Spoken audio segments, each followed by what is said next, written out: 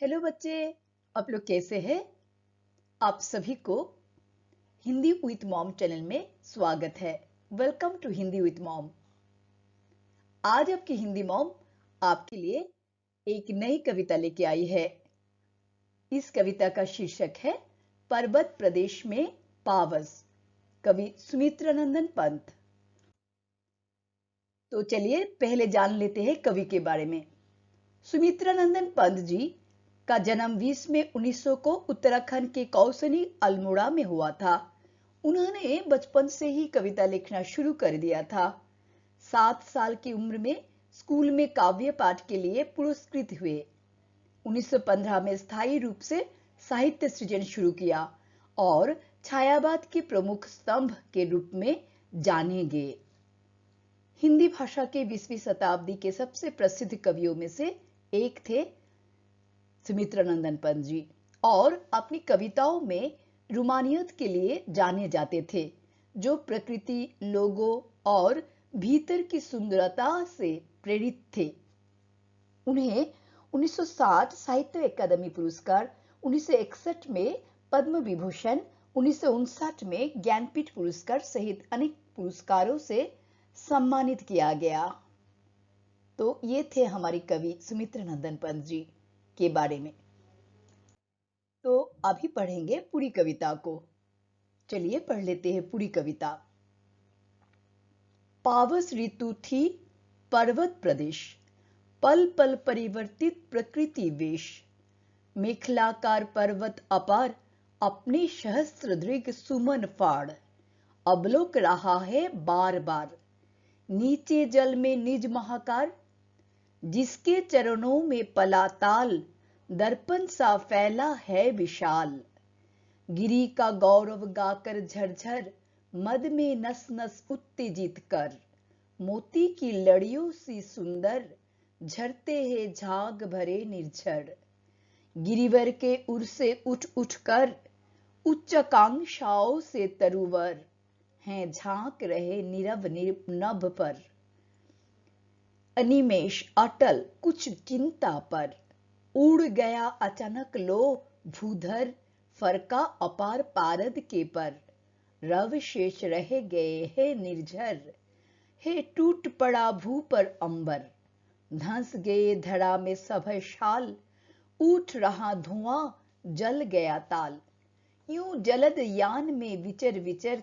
था इंद्र खेलता इंद्रजाल। तो ये थी पूरी कविता। अभी हम लोग पढ़ेंगे पहली पंक्ति। पावस ऋतु थी पर्वत प्रदेश। It was the monsoon season in the mountain region. पल पल परिवर्तित प्रकृति वेश, nature's form changes moment by moment. मेखलाकार पर्वत अपार, अपने सहस्त्र दृग सुमन फाड़। ह्यूज माउंटेन इन मेखलाकार shape with their 1,000 flower like eyes। तो अभी जान लेते हैं कठिन शब्दों की अर्थ। पावस ऋतु यानी कि मॉनसून सीजन, परिवर्तित चेंजिंग, प्रकृति वेश नेचर्स फॉर्म, मेखलाकार करधनी, दृग आइस। तो इस पहली पंक्ति में कवि कहते हैं, क्या कह रहे हैं कवि? कवि कह रहे हैं वर्षा ऋतु जो है वो माउंटेन रीजन में, जैसे कि पर्वत प्रदेश में, पर्वतीय क्षेत्र में हमारे कवि कहते हैं कि कैसे होता है वर्षा ऋतु।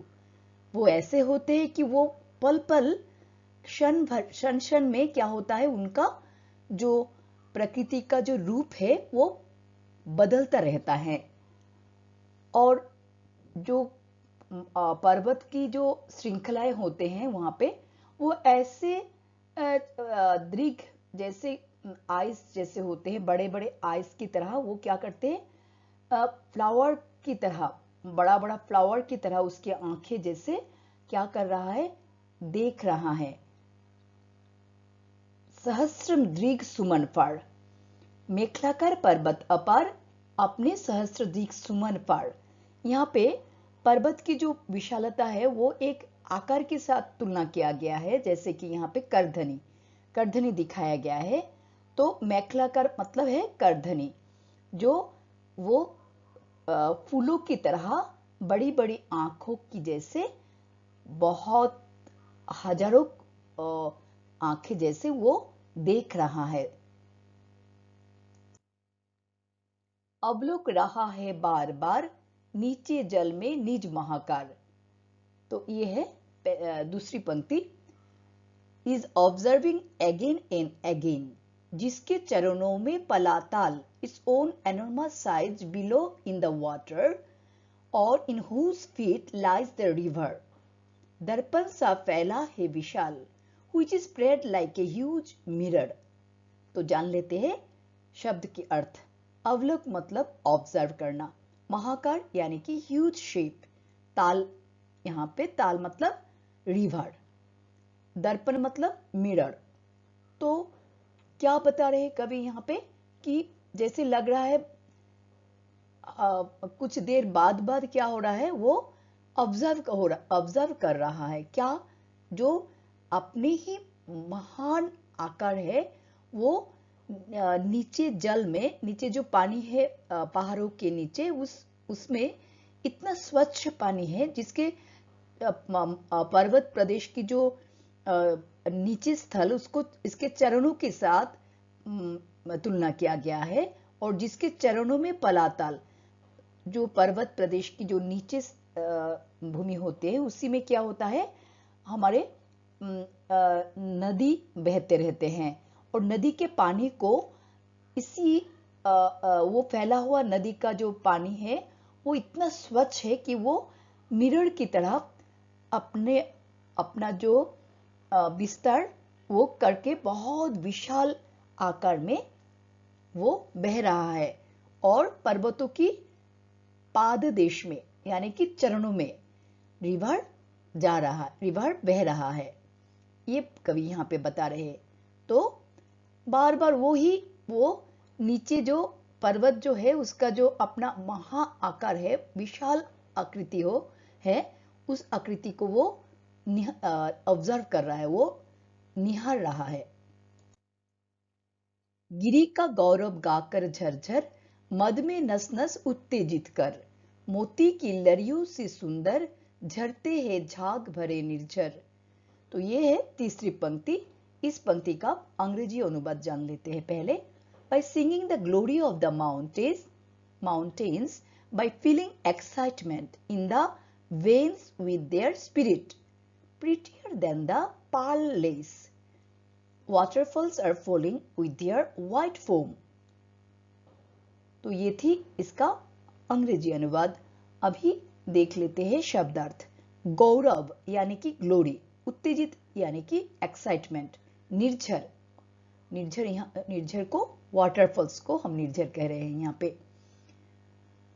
तो गिरी जो है, गिरी यानी कि पर्वत का जो ग्लोरी है, पर्वत का जो गौरवान्वित करते हैं, उसको जो उसका जो महानता बताने वाले शब्द होते हैं वो गौरवान्वित करते हैं हम लोग। कैसे? वो सिंगिंग करके, वो उसका गाना गा के। कौन गाना गा रहा है पर्वत का? वो झरझर, जो हमारे झरने हैं वो झरते हुए जैसे लग रहा है कि वो पर्वत का ही गौरव गा रहा है, पर्वत का गुण गा रहा है। मद में नस नस उत्तेजित कर, ऐसा लग रहा है कि वो नशा भरे बहुत ही उत्तेजना के साथ अपने एक एक नस नस में, यानी कि एक एक नलियों, हमारे जो यहाँ पे कवि इतने सुंदर से मानव रूप की तरह उस प्रकृति का जो रूप है उनको वो इसी सुंदर सुंदर शब्द से वो समझाना चाह रहे थे। जैसे कि मानव शरीर में वेन्स होते हैं, नस होते हैं, उसी नस को जब हम बहुत सुंदर एक चीज देखते हैं तो क्या होता है, वो उत्तेजित हो जाता है, एक्साइटेड हो जाता है ना।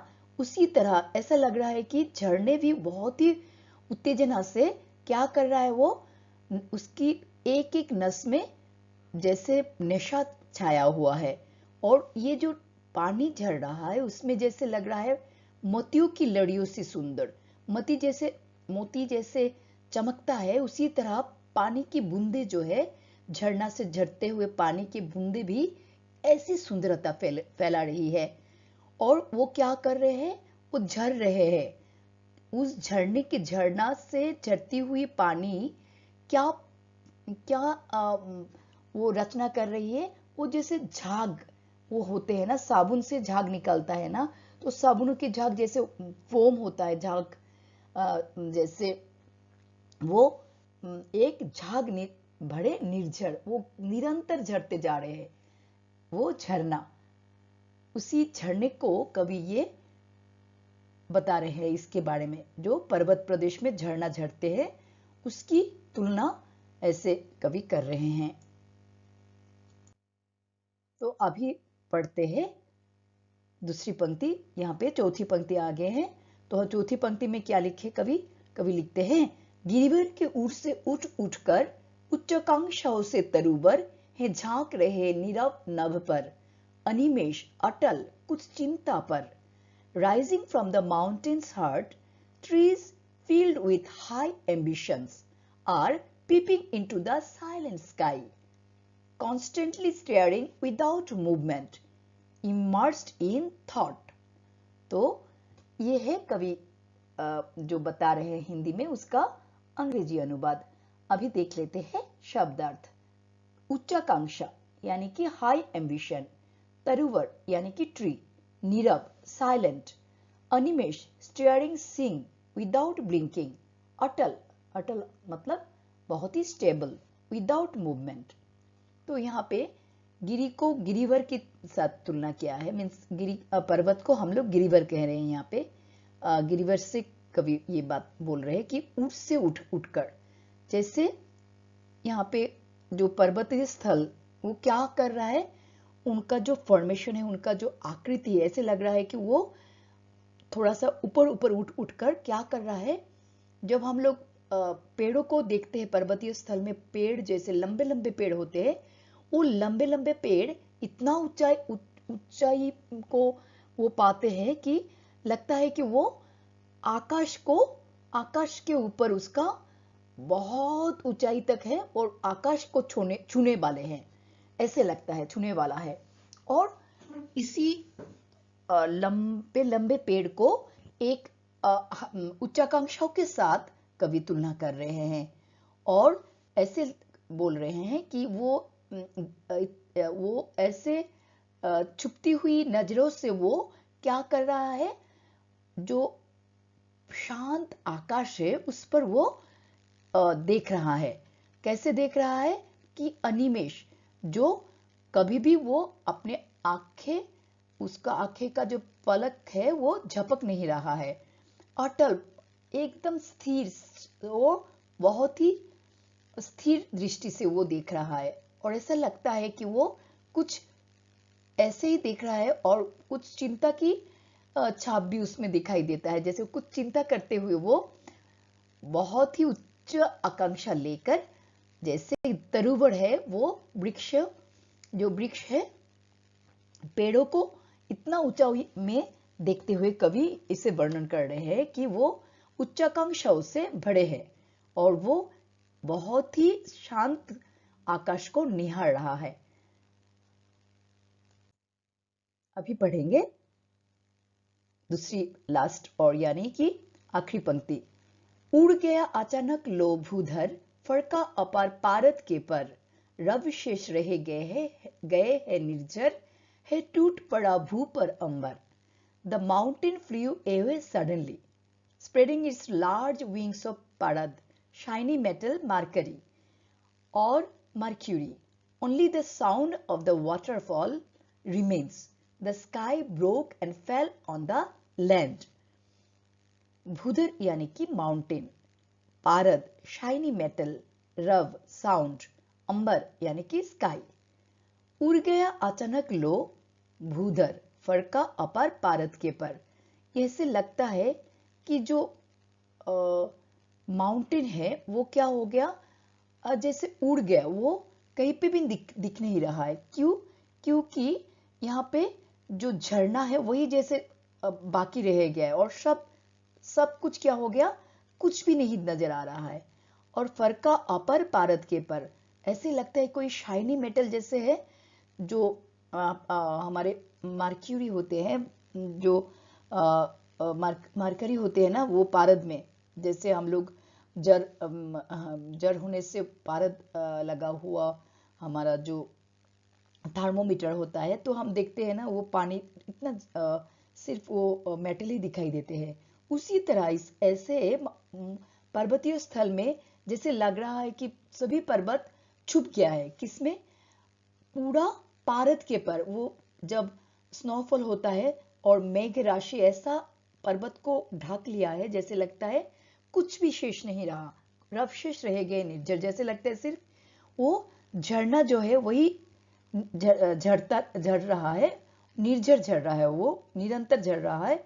और सभी आकाश जो है ऐसे लग रहा है पूरा वो पर्वत में, अंबर जो है, जो आकाश और पर्वत और जो सभी एक जगह में आके जैसे वो पूरा सफेद पारद की तरह बिछाकर वो ढक कर रख दिया, ऐसे लग रहा है। तो ये है कवि का वर्णना। वो पर्वतीय क्षेत्र का वर्णना कर रहे हैं, मेघों की और आकाश की, और वो इतने सुंदर सुंदर शब्दों से वो अपने पर्वतीय स्थल का वर्णन कर रहे हैं।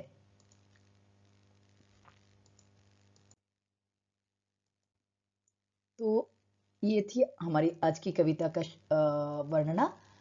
आपको अच्छी लगी होगी, तो आप लोगों को अच्छा लगा होगा तो ज़रूर लाइक एंड शेयर करें, और कमेंट बॉक्स में ज़रूर लिखिए कि ये कविता आपको कैसे लगा। और अगर आपकी ये कविता कुछ भी काम में आए, आपको कुछ भी कुछ सीखने को मिला, तो आप ज़रूर इस हमारे ये चैनल को सब्सक्राइब करिए। और दूसरी कविता के साथ आपसे फिर से भेंट होगी। तब तक के लिए नमस्ते।